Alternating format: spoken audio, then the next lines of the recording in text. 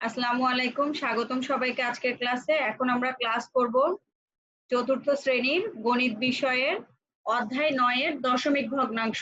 আজকে আমাদের প্রথম ক্লাস দশমিক ভগ্নাংশের। চলো ক্লাসটা তাহলে শুরু করি সবাই।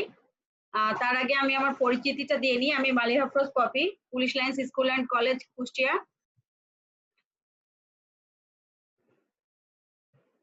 আজকে আমরা প্রথমে দশমিক ভগ্নাংশের প্রাথমিক ধারণাগুলো সম্পর্কে জানবো। প্রাথমিক ধারণা, যেমন প্রথমেই আমাদের দশমিক ভগ্নাংশের আসলে দশমিকটা কি, তাই না? এটা আমাদের জানতে হবে যে দশমিকটা কি। তাহলে দেখো এখানে এই যে একটা ফোঁটা দেওয়া আছে, এই যে ছোট্ট একটা বিন্দু, এই বিন্দুটাই হচ্ছে দশমিক বিন্দু, এটাই দশমিক। এই বিন্দুটাকে আমরা দশমিক বলি বা দশমিক বিন্দু বলি। তারপরে আমাদের যেটা জানতে হবে দশমিক সংখ্যা কাকে বলে বা দশমিক সংখ্যা কি। একটা হচ্ছে দশমিক কি বা দশমিক বিন্দু কি, আর একটা দশমিক সংখ্যা কি। এখানে একটু খেয়াল করে দেখো 0.1, 0.5, 1.3 এরকম যত সংখ্যা আছে, সংখ্যার পরে দশমিক, সংখ্যার আগে দশমিক, শূন্যর পরে দশমিক, এরকম যত সংখ্যা থাকবে সবগুলোকেই আমরা দশমিক সংখ্যা বলবো। মানে যেই অঙ্কটার মধ্যে, যেই সংখ্যাটার মধ্যেই দশমিক থাকবে সেগুলোই আমাদের জন্য দশমিক সংখ্যা। 2.47 এই দশমিক সংখ্যাটিকে কিভাবে পড়তে হয়। এখানে দেখো একটা দশমিক সংখ্যা দেওয়া আছে, এটা যে কোনো সংখ্যা। আমাদের প্রথমে মনে রাখতে হবে যে আমরা এটা নর্মালি যদি তোমাকে পড়তে বলি বা কেউ যদি এটা পড়তে বলে তাহলে আমরা 2.47 পড়বো, কিন্তু আসলে এটা ঠিক না, এটা ভুল। দশমিকের পরের যে অঙ্কগুলো থাকে অঙ্কগুলোকে আমাদের আলাদা আলাদা করে পড়তে হয়, এটা নিয়ম। যেমন প্রথমে যদি 2 থাকে আমরা 222 পড়ি, আমরা 222 পড়ি, তাই না? কিন্তু যদি 2.22 থাকে তাহলে আমরা ওইটাকে বলি 2.22। 2.22 কিন্তু বলা যাবে না। এইভাবেই এটাকে, এটা যখন আমরা পড়বো এটা বা এটা যখন বলবো তখন এটার জন্য আমরা বলবো 2.47। নেক্সট কোশ্চেনে যাই আমরা। 35টি 0.1 নিয়ে গঠিত সংখ্যাটি কি? আচ্ছা, 0.1 এটা যখন 35 দিয়ে আমরা গুণ করবো, 35টা 0.1 নেব, তাহলে 35কে 0.1 দিয়ে গুণ করবো, 35কে 0.1 দিয়ে গুণ করলে হবে 3.5। এটা এভাবে বের করতে পারি। আর একটা যেটা আমি ক্লাসে সচরাচর তোমাদের বলে থাকি যে এটা যেহেতু সংক্ষিপ্ত প্রশ্নে আসে আর আমাদের পরীক্ষার সময় সময়টা খুবই কম থাকে, হাতে গোনা সময় থাকে, এই জন্য আমরা এটা খেয়াল করব যে যখন এরকম আসবে তাহলে একটা সংখ্যার পরে দশমিক আছে, আমরা মূল সংখ্যাটাই একটা সংখ্যার পরে দশমিক বসিয়ে দেব। একটা জিনিস খেয়াল করবা, দশমিক সবসময় ডান দিক থেকে, মানে দশমিকের ঘর সবসময় ডান দিক থেকে কাউন্ট করতে হয়, গণনা করতে হয়। আমরা কখনো বাম দিক থেকে দশমিকের ঘর কিন্তু গণনা করব না। দুই এক জায়গায় ক্ষেত্র বিশেষে আমাদের মিলে গেলেও সবসময় কিন্তু এটা ঠিক থাকবে না। এজন্য যখন দশমিকের ঘর আমরা গণনা করব তখন আমরা ডান দিক থেকে সবসময় গণনা করব। এটা গুণ করে যেভাবে বের করা যায়। আর একটা সহজ নিয়ম যেটা হচ্ছে, এখানে দশমিকের পরে একটা ঘর আছে, দশমিকের পরে একটা ঘর বা একটা ঘর পরে দশমিক। এখানে 35-এর পরে একটা ঘর পরে আমরা দশমিকটা বসিয়ে দিব, 5-এর পরে দশমিক বসাবো, তাহলে 3.5। উত্তরটা কিন্তু একই থাকবে। কতটি 0.1 নিয়ে 9.8 সংখ্যাটি গঠিত? জাস্ট উপরের 4 নাম্বার প্রশ্নটার অপোজিট এটা, 4 নাম্বারটার বিপরীত প্রশ্ন এটা। ওখানে ছিল 35টি 0.1 নিয়ে গঠিত সংখ্যাটি কি, আর এখানে হচ্ছে কতটা 0.1 নিয়ে 9.8 গঠিত হয়।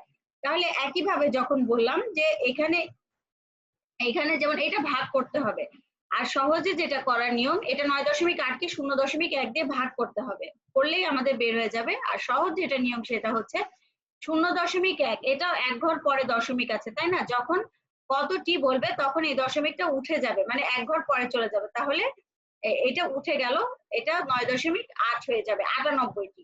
আর 9.8টা হয়ে যাবে 98। 98টা 0.1 নিয়ে 9.8 সংখ্যাটা গঠিত। নেক্সট কোশ্চেনে চলে যাই আমরা।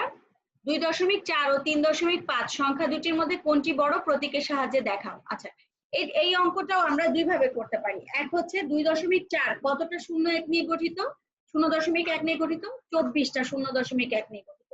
আর 3.5 সংখ্যাটা কিন্তু 35টা 0.1 নিয়ে গঠিত। এই যে আগের 4 নাম্বারটা থেকে আমরা যেটা পাই, 2.4 24টা 0.1 নিয়ে গঠিত, আর 3.5 হচ্ছে 35টা 0.1 নিয়ে গঠিত। তাহলে 24 বড় না 35 বড়? অবভিয়াসলি 35 বড়। তাহলে আমাদের 2.4 ছোট হবে, 3.5 বড় হবে। আরেকভাবে যেটা করা যায় সেটা হচ্ছে আমরা জানি যে 2 ছোট সংখ্যা, 3 বড় সংখ্যা। দশমিকের আগে যে সংখ্যাটা আছে এখানে 2 আর এখানে 3 বড় সংখ্যা, তার মানে এটা বড়, 3.5টা বড় হবে। এটা দুইভাবে তোমরা মনে রাখতে পারো, দুইভাবে শিখে রাখো, যেভাবে তোমাদের মনে থাকবে বা যেভাবে তোমাদের ভালো লাগবে সেভাবে করে নিবে। 2/10 ও 0.3 এর মধ্যে কোনটি বড়? আচ্ছা, 2/10 হচ্ছে সাধারণ ভগ্নাংশ আর 0.3 হচ্ছে দশমিক ভগ্নাংশ। একটা সাধারণ ভগ্নাংশ আর একটা যদি দশমিক ভগ্নাংশ থাকে তাহলে এর মধ্যে কোনটা বড় বের করতে হলে আমাকে যেটা জানতে হবে আসলে হয় 2/10 কে আমাকে দশমিক ভগ্নাংশ চিন্তা করতে হবে, অথবা 0.3 কে আমাদের সাধারণ ভগ্নাংশে চিন্তা করতে হবে। যদি 2/10 কে আমরা সাধারণ দশমিক ভগ্নাংশে যদি চিন্তা করি তাহলে এটা হবে 0.2, মানে 10 দিয়ে 2 কে ভাগ করব, 10 দিয়ে 2 কে ভাগ করলে হবে 0.2, আর এটা হচ্ছে 0.3, তার মানে 0.3টা বড়। আবার যদি 0.3 কে আমরা সাধারণ ভগ্নাংশে চিন্তা করতে চাই তাহলে এটা হবে 3/10, এটা 3/10 আর এটা 2/10, তাহলে উপরের হর যদি একই থাকে তাহলে যেটা লব বড় সেটা বড় ভগ্নাংশ, তাহলে এখানে লব বড় হচ্ছে 3, তার মানে 3/10টা বড় ভগ্নাংশ হবে বা 0.3টা বড় ভগ্নাংশ হবে। এটা আমাদের দুইটা নিয়মই আমি তোমাদের বলে দিলাম, যে যেভাবে মনে রাখতে পারো বা যে যেভাবে সহজে বুঝতে পারো সে সেভাবে মনে রাখবে। এগুলো তো বড় সৃজনশীল অঙ্কে আসবে না, এগুলো সংক্ষিপ্ত প্রশ্নে আসবে, এই জন্য আমি এগুলো মুখে মুখে মোটামুটি তোমাদের চেষ্টা করছি সমাধান করে দিতে। আমরা নেক্সট প্রশ্নে চলে যাই।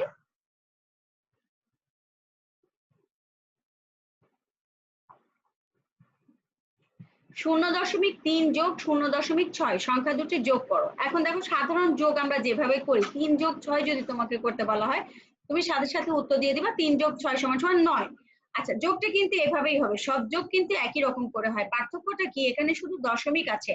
তাহলে আমি যদি উপর নিচে করে যেভাবে আমরা তোমরা লিখো যেভাবে উপর নিচে করে যদি লিখো তাহলে 0.3 লিখে তার নিচে 0.6 লিখবা, কিন্তু কিভাবে লিখবা একদম ঠিক 0 নিচে 0 লিখবা, দশমিকের নিচে দশমিক লিখবা, 3 এর নিচে 6 লিখবা, লিখে যোগ করে ফেলবা, তাহলে 6 আর 3 9, দশমিকটা দশমিকের জায়গায় নেমে যাবে আর 0 0 যোগ করলে 0। এভাবে যেমন হচ্ছে পাশাপাশি করলে দেখো বাম দিক থেকে ডান দিক থেকে আমরা শুরু করি, যোগ বিয়োগ যেটাই করি, তাহলে 6 আর 3 যোগ করলে 9, তারপরে দশমিক দশমিক দশমিক নামবে, তারপরে 0 0 যোগ করলে 0, তার মানে 0.9, যেভাবেই যোগ করা যোগফল হবে 0.9। নেক্সট প্রশ্নে চলে যাই আমরা। 1 বিয়োগ 0.3 সমান সমান কত? এইটা দেখো, এইটা একটু অনেকে কনফিউজড হয়ে যাও যে কিভাবে করব বা কিভাবে বুঝতে পারবো। 1 এর পরে কোনো দশমিক নেই বা 1 এর সাথে কোনো দশমিক নেই, কিন্তু 3 এর সাথে একটা দশমিক আছে, তাহলে যেহেতু এখানে 1 এর সাথে কোনো দশমিক নেই আমি 1 এর পরে দশমিক দিয়ে দুটো শূন্য বসিয়ে দিব। এখন চিন্তা করো 1 টাকা, 1 টাকা 1.00 টাকা, আমরা তোমরা থ্রিতে করেছো, আমি থ্রিতে টাকার অঙ্ক যখন করিয়েছি তখন করিয়েছি। তাহলে 1 টাকা যেটা 1.00 টাকা কিন্তু একই, ওটাও 1 টাকা এটাও 1 টাকা, কিন্তু যেহেতু আমাদের এখানে বিয়োগে দশমিক 1 এর সাথে দশমিক নেই কিন্তু পরে বিয়োজ্যর সাথে আমাদের দশমিক দেওয়া আছে, তাই এখানে আমরা লিখে নিব 1.00, তার মানে 1 বিয়োগ 0, একটা শূন্য নিচে শূন্য দিব, দশমিকের নিচে দশমিক দিব, আর প্রথম শূন্য 1 এর প্রথম শূন্য নিচে 3 দিব, দিয়ে আমরা বিয়োগ করে ফেলবো, বিয়োগ করলে আমাদের উত্তর হবে 0.7। নেক্সট প্রশ্নে চলে যাই।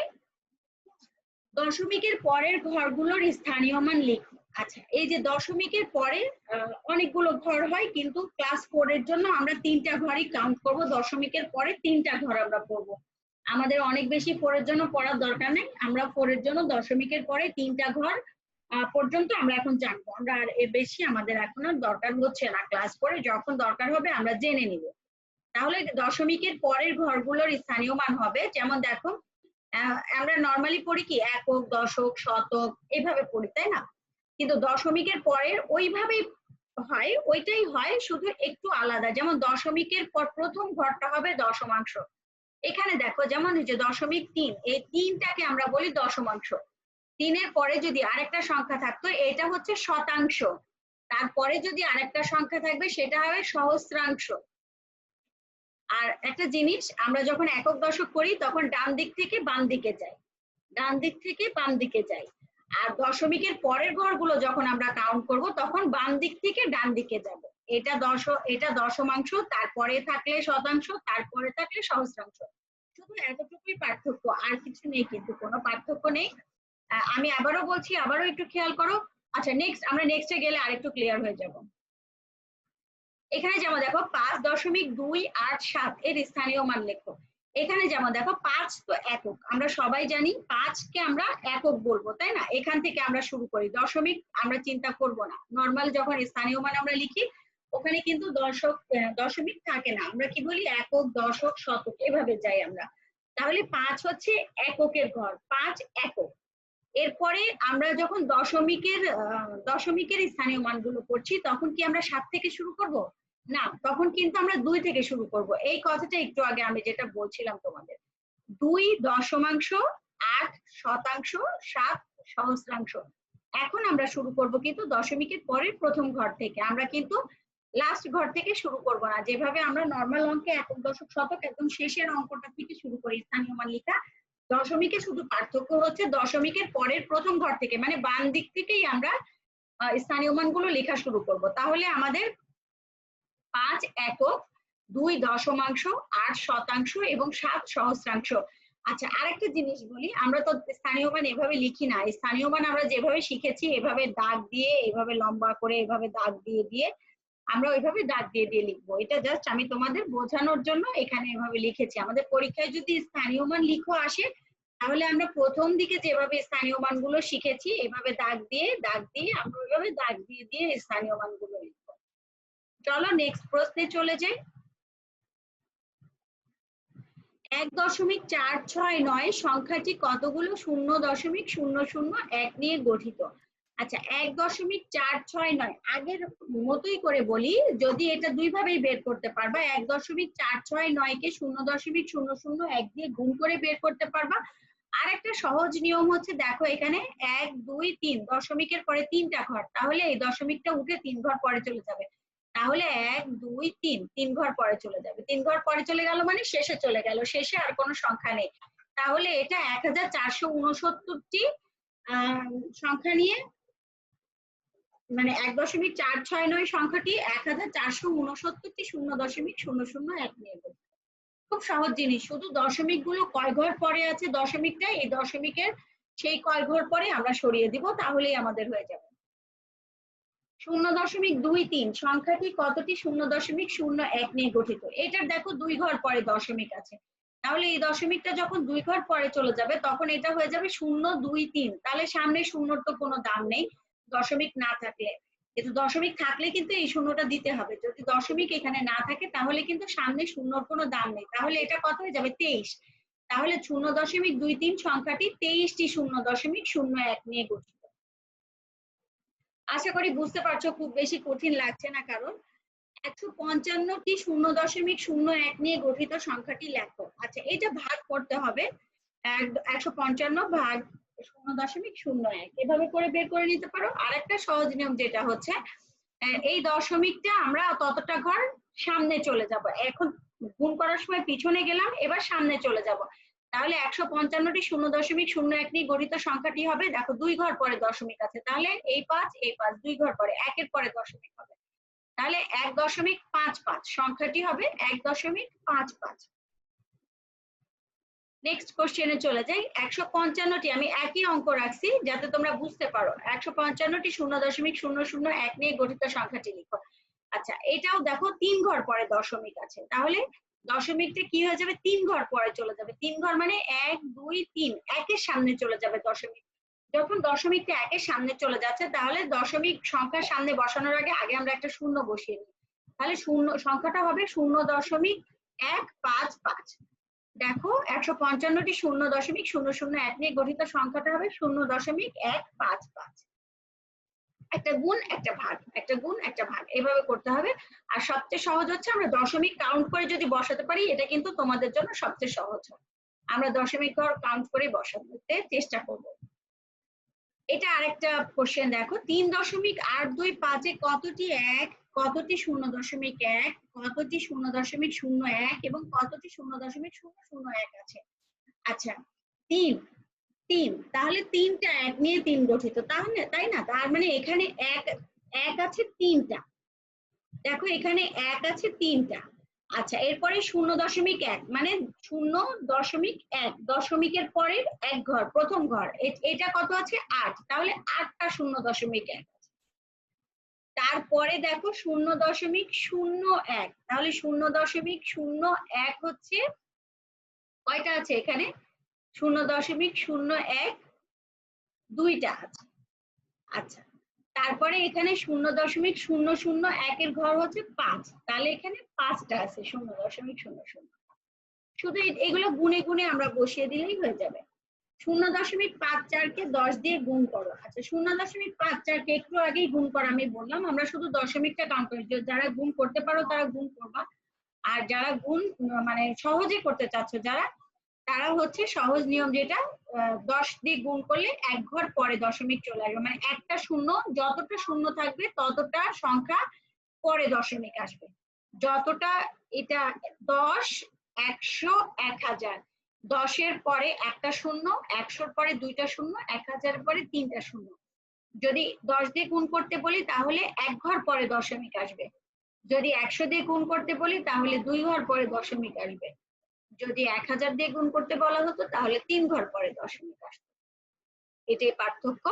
যতটা শূন্য থাকবে দশমিক ততটা ঘর পরে বসবে। তাহলে এখানে শূন্যর পরে দশমিক হয়ে তারপরে 5 4 আছে, আর এখানে দশমিকটা আমরা যেহেতু 10-এর একটা শূন্য আছে আর এক ঘর পরে দিয়ে দিব, মানে 5.4 দিয়ে দিব।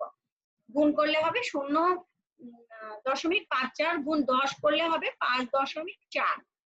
আচ্ছা, এবার 0.62 কে যদি ভাগ করি আমরা, গুণ করলে যেমন এক ঘর পরে চলে যাচ্ছে দশমিক, ভাগ করলে এক ঘর সামনে চলে যাবে দশমিক। খুব ভালো করে খেয়াল করো, খুব ভালো করে মনে রাখো, যখন আমরা গুণ করি তখন দশমিক এক ঘর পরে চলে যাচ্ছে বা 2 ঘর পরে চলে যাচ্ছে, আর যখন ভাগ করছি তখন দশমিক এক ঘর বা 2 ঘর বা 3 ঘর সামনে চলে যাচ্ছে। এটা ডিপেন্ড করছে কতগুলো শূন্য থাকছে। যেমন এখানে 10 দিয়ে ভাগ করতে বলা হয়েছে, তাহলে একটা শূন্য মানে দশমিক আরো এক ঘর সামনে চলে যাবে। এক ঘর সামনে চলে গেলে কি হবে, এই শূন্যটা তখন আমার মানে 6 2 বা 62 সাথে চলে আসবে, তাই না? তাহলে এই দশমিকটা আরেক ঘর সামনে চলে যাবে, তাহলে হবে 0.062। এখন অনেকের মনে হতে পারে এই 0 এই শূন্যটা কোথা থেকে আসলো? এটা তো বুঝলাম যে এক ঘর সামনে চলে গেল, এখানে একটা শূন্য হয়ে গেল, এই শূন্যটা এখানে চলে আসলো, তাহলে এই শূন্যটা কোথা থেকে আসলো? আচ্ছা, নিয়মটা বলি। নিয়ম মানে নিয়ম না, আসলে এটা কোনো, এটা মনে রাখার বিষয়। সামনে শুধু শুধু দশমিক বসালে কেমন লাগে, অনেক সময় চোখে পড়ে না, বা এই জন্য দশমিক লেখার সময় সবসময় শূন্য, মানে এককের কোনো ঘর নাই, একক দশক শতকের কোনো ঘর নেই, ওইখানে শূন্য, এই জন্য 0 লেখা হয়। আসলে নিয়মটা হচ্ছে এটা, যেখানে একক দশক শতকের কোনো সংখ্যা নেই, এই জন্য এখানে শূন্য। 0.062। নেক্সট, 0.55 কে সাধারণ ভগ্নাংশে প্রকাশ করো এবং লঘিষ্ঠ আকারে প্রকাশ করো। আচ্ছা, 0.55 কে সাধারণ ভগ্নাংশে, যে কোনো সংখ্যাকে, যে কোনো দশমিক সংখ্যাকে যদি সাধারণ ভগ্নাংশে প্রকাশ করতে বলা হয়, তাহলে নিয়মটা হচ্ছে, আমরা ভগ্নাংশ, সাধারণ ভগ্নাংশ মানে তো মাঝখান দিয়ে একটা দাগ থাকবে, উপরে একটা সংখ্যা থাকবে, নিচে একটা সংখ্যা থাকবে, তাই না? তাহলে যখন সাধারণ ভগ্নাংশ এইটাকে, যখন 0.55 কে সাধারণ ভগ্নাংশ যখন করবো, তাহলে আমাদের করতে হবে 0.55 লিখলাম, লিখে নিচে একটা দাগ দিলাম। আচ্ছা, এবার নিচে কি লিখবো এটা জানার বিষয়। নিচে যেমন দেখো, আমার দশমিকটা উঠাই দিতে হবে, তাই না? দশমিকটা উঠাই দিলে দশমিকের জন্য নিচে 1 আসবে। আমি আবারও বলছি, যখন এটাকে সাধারণ ভগ্নাংশে প্রকাশ করব, 0.55 বা যে কোনো সংখ্যাকে যখন সাধারণ ভগ্নাংশে প্রকাশ করব, তখন এই দশমিকটা তো আমাকে তুলে দিতে হবে। আচ্ছা, প্রথমে আমরা এটাই লিখবো উপরে, প্রথমে আমরা এটাই লিখবো উপরে, এটা লিখে দশমিকটা তুলে দিব। শূন্য, এই শূন্যর তো কোনো দাম নাই, এই শূন্য কিন্তু আমরা এমনি দিয়েছি। আচ্ছা, দশমিক, এই দশমিকটার কিন্তু দাম আছে, হ্যাঁ, দশমিকটা তুলে দিব। দশমিকের জন্য নিচে 1 হবে, আর দশমিকের পরে যে কয়টা অঙ্ক থাকবে সে কয়টা অঙ্কর জন্য একটা করে শূন্য হবে, প্রত্যেকটা অঙ্কর জন্য একটা করে শূন্য হবে। তাহলে এখানে দশমিকের পরে কয়টা ঘর আছে? 2টা ঘর আছে। তাহলে 1-এর পরে 2টা শূন্য বসে গেলে কত হয়? ওটা 100 হয়, তাই না? তাহলে হবে 55/100। আমাদের তখন এটা হচ্ছে 55/100, 0.55 = 55/100, মানে এই দশমিকের জন্য 1 আর দশমিকের পরে যে কয়টা অঙ্ক থাকবে সে কয়টা শূন্য। এবার দেখো সাধারণ ভগ্নাংশে প্রকাশ করতে হলে কাটাকাটি উপরে উঠে গিয়েছে। আচ্ছা এটা আমার কম্পিউটারের আচ্ছা আমি ঠিক করে দিই, আমি ঠিক করে দিই।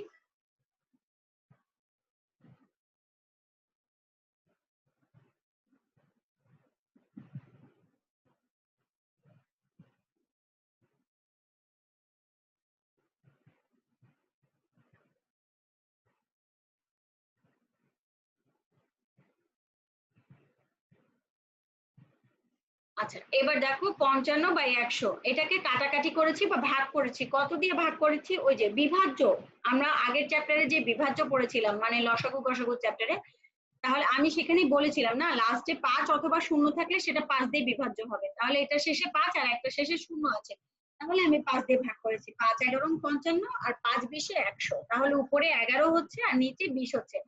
কাটাকাটি করা অথবা ভাগ করা, তুমি যদি কাটাকাটিটা না বুঝো তুমি ভাগ করে নিবা, অসুবিধা নেই। শর্ত শুধু একটাই যে লবকে যে সংখ্যা দিয়ে ভাগ করবো হরকেও কিন্তু সেই একই সংখ্যা দিয়ে ভাগ করতে হবে। তাহলে এখানে লবকে 5 দিয়ে ভাগ করেছি, হরকেও 5 দিয়ে ভাগ করেছি, তাহলে লঘিষ্ঠ আকারে প্রকাশ হচ্ছে 11/20। এখানে একটা কথা আছে, দেখো আমি দুইটা প্রশ্ন একসাথে অ্যাড করেছি তাই না?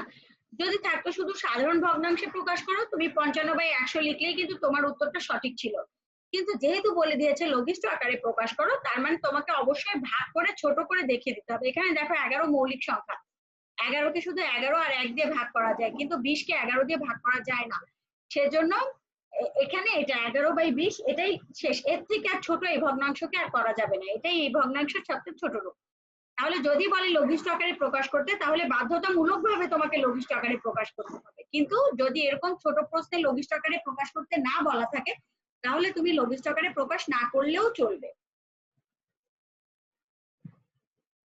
9 বিয়োগ 0.42, আচ্ছা এটাও সেই ওই যে 1 বিয়োগ যেটা করলাম এটা ওই রকমই অঙ্ক, শুধু আমরা যেহেতু 9 পূর্ণ সংখ্যা আছে এখানে কোনো দশমিক নেই, তাহলে আমরা 9.00 করে নিব। তাহলে 9.00 করে নিয়ে আমরা 9 এর নিচে 0 দিব, দশমিকের নিচে দশমিক দিব, আর পরের দুইটা শূন্যর নিচে 4 2 দিয়ে বিয়োগ করলে আমাদের হবে 8.58। এই ছিল মোটামুটি আমাদের আজকে 9 অধ্যায়ের সংক্ষিপ্ত প্রশ্নগুলো বা সংক্ষিপ্ত মানে ছোট ছোট অঙ্কগুলো কিভাবে করা যায় বা কি অঙ্কগুলো দিয়ে আমরা সৃজনশীল অঙ্ক করব, এগুলো মোটামুটি আমি ধারণা দেওয়ার চেষ্টা করেছি তোমাদেরকে। এখানে যে ছোট ছোট অঙ্কগুলো করা আছে এরকম অনেক অঙ্ক আমাদের বোর্ডের বইয়ে দেওয়া আছে।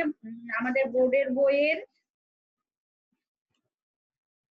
103 পৃষ্ঠা থেকে 119 পৃষ্ঠা পর্যন্ত, 103 পৃষ্ঠা থেকে 119 পৃষ্ঠা পর্যন্ত পুরোটাই এরকম ছোট ছোট অনেক উদাহরণ দেওয়া আছে। তোমরা বাসায় একটু প্র্যাকটিস করবে, কয়েকদিনের সামনের শনিবার দেখা হবে ইনশাআল্লাহ।